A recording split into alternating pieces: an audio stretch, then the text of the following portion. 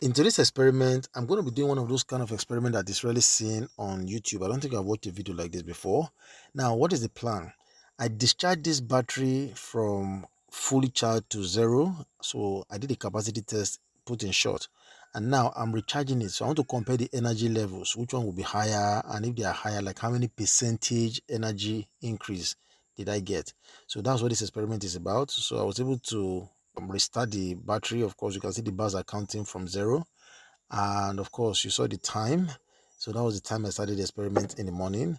And of course, I'm using my MPPT solar charge controller to charge the battery. I hope there's nobody watching this video and thinking, wait, is it possible we're going to use less energy? Well, let's see what the experiment tells us. That's less energy that we got from the battery. So let's see if our experiment is going to also push us in that direction. um if there are going to be losses, another thing I'm interested in finding out is, where is the loss going to be coming from? Is it from the battery? Is it from the wire alone? So that's one thing I want us to put in the comment section below, so that way we'll also learn a thing or two, because I don't know if the BMS or something in the battery has a way of drawing its own power extra when it is discharging, compared to when it is recharging. So these are things I don't think I understand fully yet, but in future, as it were, I'm going to find a way to know these things, because normally you are going to believe that the same energy you pull from a battery, that's the same energy you're going to need to charge that battery. I don't think that is going to be the case, because there are always going to be losses.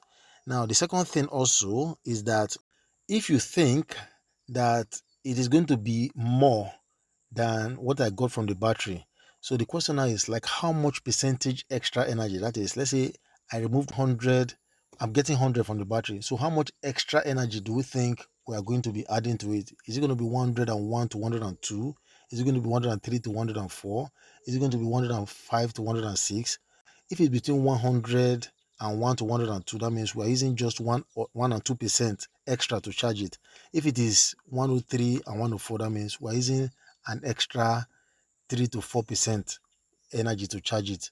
You can go to the comment section below and let me know what you think is going to be the extra energy that will be needed to charge this battery. So do you think it's going to be the number one category is going to be 1 to 2%, number two category will be 3 to 4%, number three category is going to be 5 to 6%, number four category is going to be 7 to 8%, and the last category is going to be 9 to 10%. I hope it is clear, because I'm going to leave it on the screen as well, so that you can understand what I'm trying to say. So it's a fun experiment. So you just want to check whether your ability to predict or to guess how good it is. These are the kind of things I like doing. Pause the video, go to the comment section below and put my guess out there, and if I'm wrong, maybe I'll go and report myself that I was wrong. So I like this kind of experiments, and I want to believe that there are some guys out there like me who like experiments like this.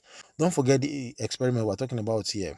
What we have discharged this battery before, which I'm going to leave the result at the end of the video so that you see it, and we're going to compare it with what we are going to use to recharge the battery. So the question now is, how much extra energy are we going to use to charge the battery? So I don't want us to lose the focus of this experiment. Why is it important? Common sense tells us that the same energy you removed is the same one you're just going to use to charge it. But you and I both know that in real world circumstances, there are going to be losses. And by the way, talking about losses, everything we're getting from the battery when we're doing the capacity test, it was recorded. That is from the battery through to the inverter. So the only thing that maybe would have been extra will be some wire. So the same way when we're reversing it now, I think I put the cables from the charge controller to the battery. That way, one is going to also expect them to be exactly the same. But for some reason, they were not the same, which you are going to see at the end of the experiment. So I hope what I'm saying is not confusing. The wires that were used to connect it when I was discharging it was just before the battery and the inverter. Now that we're charging, it's just between the charge controller and the battery. So one would expect that the same energy that was removed is exactly the one that was put inside. So you guys should let me know what you think in the comment section below, because even now I'm doing this video, I'm a bit confused on why there's a difference, because I always knew it was going to be more, but I didn't really think about why it's going to be more. Let me know in the comment section below, because I'm really interested in knowing more about this experiment. So in future, I'm going to do my research and find out where the energy is really coming from. So that way, maybe I'll see do another follow-up video down the line.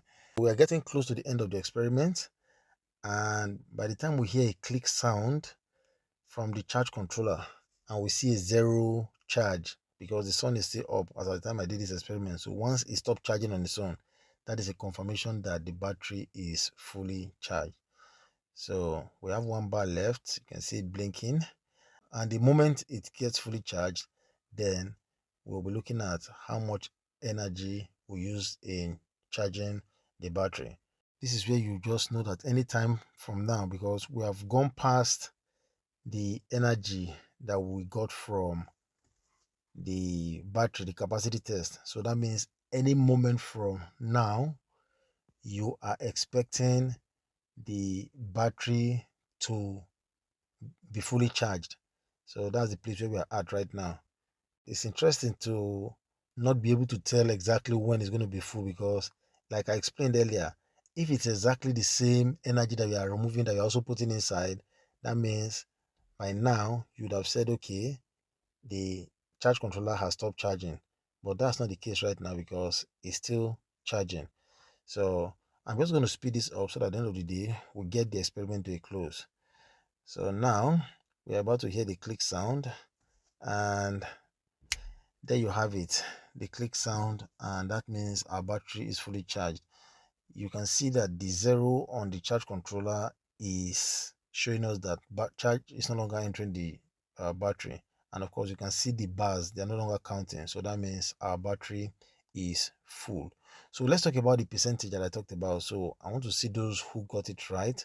There's another one I'm going to be doing in future, and that one is going to be a bigger battery. So that way we're going to find out, and of course I'm going to be using an inverter to charge this one now, grid power. I'm curious to know exactly how much percentage because I'm going to do a capacity test and then I'm going to recharge. I'm curious to find out if it's going to be similar, if it's going to be different. When we put the experiment out there, maybe we may need to pull this one out so that we'll be able to do a comparison between the two tests. I hope you guys enjoyed this video. These are the kind of things I like doing on my channel. So if you know people that like this kind of content, share my videos to them. So let me know in the comment section below. Like, share, and subscribe to my channel. See you guys and catch you on the next one.